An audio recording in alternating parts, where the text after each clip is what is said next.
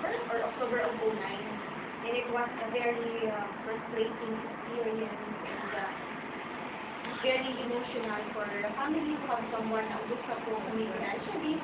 And not just financially, emotionally, parang we were at the edge of, wala na, now we are to go. So we are hoping for miracles and good goodness, trying to extend life.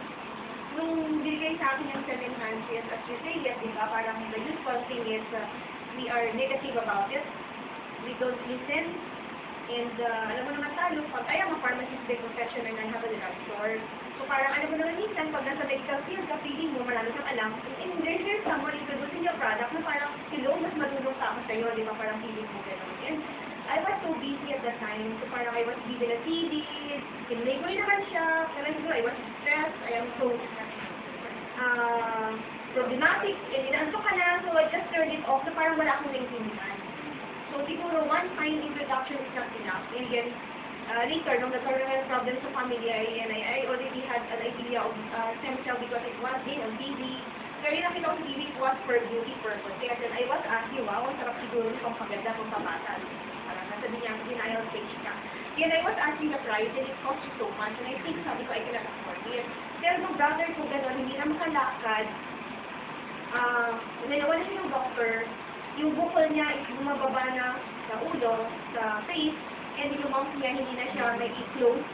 Naglalaway na siya, nangangamoy na siya at stage, hindi na siya makalakad, walang sulit intake. So parang sa amin, lately ko lang din nalaman pala na the wife was told he was given 6 months to live. Actually, hindi niya sinabi sa amin. Lately ko lang din nalaman. And then I introduced him 7 months after I took it for 3 days. And then the first one, once I took it for 1 capsule kasi parang I was not very about taking it for 3 capsules na isang inuman lang.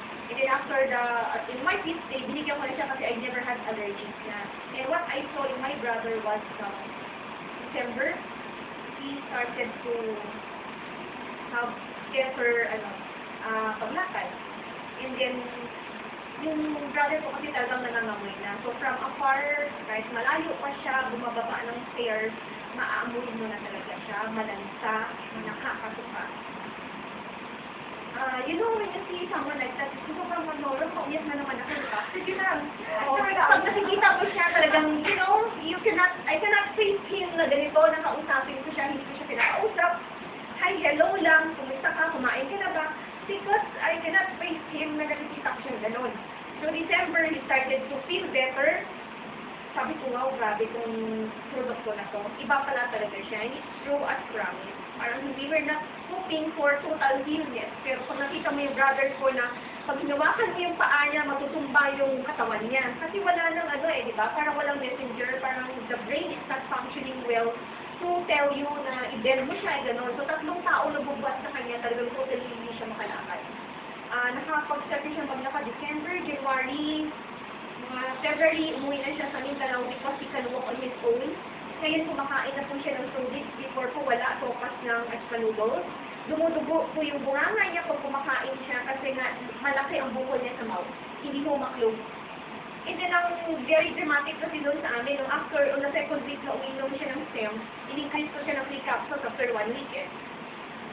Sumuka po siya ng maraming dugo, as in dugo na marami, not just spot ng blood. And after 3 days, wala yun pa yung pangangamoy niya. And for me, it was very amazing. We cannot explain it, but for me, we do not try to say that it's yours, pero I think the circulation really of the adult stem cells in your blood could really help you physically. So yun na ang nakita ko sa brother ko. So February, binisit ko siya. He was already walking on his own. Nakakain na po siya ng actually po, medyo tipid po yun kasi kami po magastos ng stem niya. And although sabi ko nga mali, we're just extending yung pinakatagal lang. He was taking 3 capsules a day. So I told my brother, help me. So we can sustain yung gamot. For me kasi parang laging sinasabi ni Nurse really emphasize not on claiming. Pero I don't know, kayo na lang po ang mag-analyze doon. Kasi ako, lahat po lang nabigyan ko, they felt better and I had good feedback. That's why minsan mo, syempre, when I have other business, you feel tired, minsan nawawala yung drive mo, yung stamina mo to do the networking because this one is a little, diba? Pero my brother's speech inspires me so much that there are a lot of persons like my brother who need something worth their money. And there is an effect. So, ang sa akin lang, syagaan lang din po yung to explain person, mga taong kaibigan yung close to you, because for sure, one-time explanation will not do it. Nakita ko na talaga yun. Kasi ako, pinagsyagaan din nila ako. My upline did not get my attention once or twice. So later na lang, no, we were already having problems. So yung sinasabi ko, you ask your friend, maybe when something goes wrong with you, you will remember me.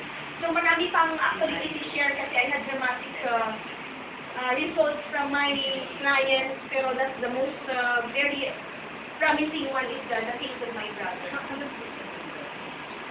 What is that? It's a tumor in the brain. Kahit na later na siya before, nag-recur siya after 5 years, then naging 4 years, naging 3 years, naging 1 year, naging 8 months.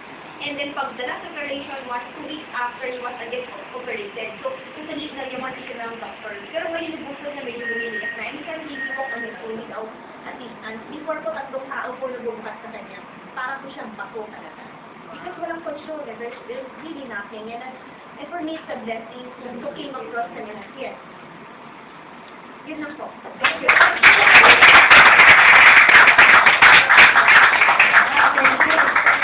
One of the testimony talaga na. Ang medyo pinigilan ni Ma'am Harold na mapaiyak kayo kasi baka later naman namamagana yung mga mata din mo. Pero talagang really, it was really the drive. Yeah, yan ang nagda-drive kay Ma'am Harold to really share this product. And one good thing about this company is that you are not only enjoying the benefits of having a good income here in Pepper, no?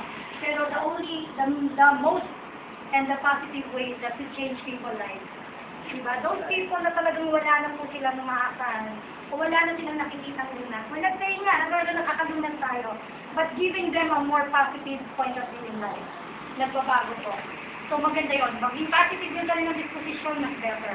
So even if sabi nga ni Ma'am Harold, before the very first time I talked to Ma'am Harold, sabi niya, we're not looking for miracles, we're not asking God to it. Na buhayin pa niya, gumaling. Basta importante, mapa, medyo quality of life, pagkaroon pa siya ng time to visit us, it's more than enough already. And now, convert. Ako yata nahihiyak, hindi ka. Okay, anyway, so,